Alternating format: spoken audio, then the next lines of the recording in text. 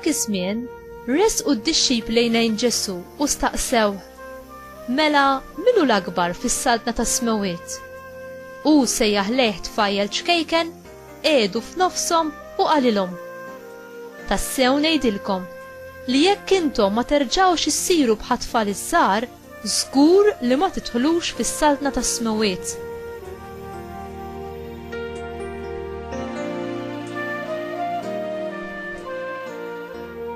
U għalhekk l-akbar wieħed fis-saltna tas-smewiet huwa dak li jċekken lilu nnifsu bħal dan it-tfajjel żgħir.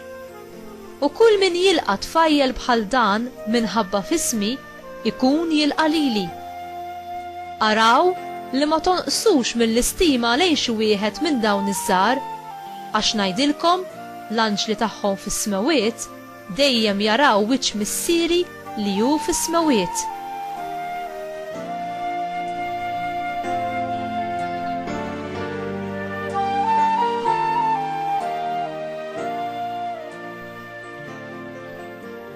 Il-kelma tal-mulej tifħir lilek Kristu.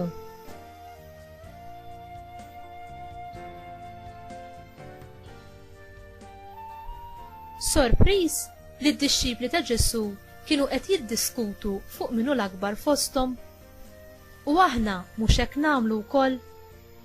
Il-kilba għall-glorja u l-kobor donhom għandhom l-eruq fina. Ġesu jagħmel ġest drammatiku billi jpoġġi tfajjel ċkejken qribu biex juri lid-dixxipli min tassew u kbir fis-saltna tas-smewiet. X'jista' jgħallimna dan it-tfajjel ċkejken fuq il-kobor? It-tfal fl-modi ma kellhomx drittijiet, pożizzjoni jew privileġġi tagħhom. Kienu soċjalment fil-pożizzjoni tal-aħħar u fis-servizz tal-ġenituri tagħhom, bl-istess mod kif kienu l-qaddejja fid-djar.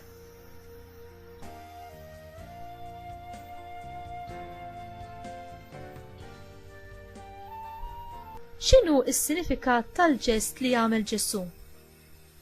Ġesu jolli tfajjel ċkejken fil-preżenza tad-dixxipli tiegħu billi jpoġġih f'pożizzjoni privileġġjata ta' unur fuq il-lemin tiegħu. Hija użanza anki llum li tpoġġi lill-mistieden speċjali tiegħek fuq in-naħa tal-lemin tal-persuna importanti. Minu l-akbar fis-saltna talla?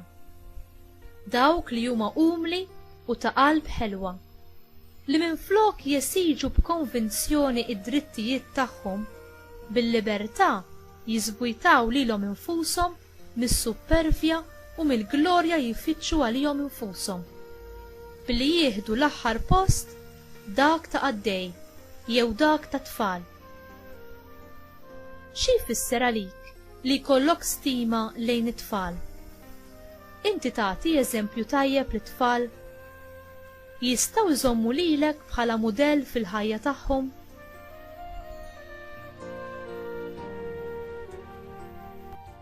Mulej, għallimni it-triq tal-umiltà u s-sempliċità tal-qalb. Ħallina nsib il-ferħ veru fik. Għamel li d-dawl tiegħek jiddi permezz tiegħi, ħalli l-oħrajn jaraw il-verità u l-imħabba tiegħek u jsibu t-tama u l-paċi fik biss. Amen.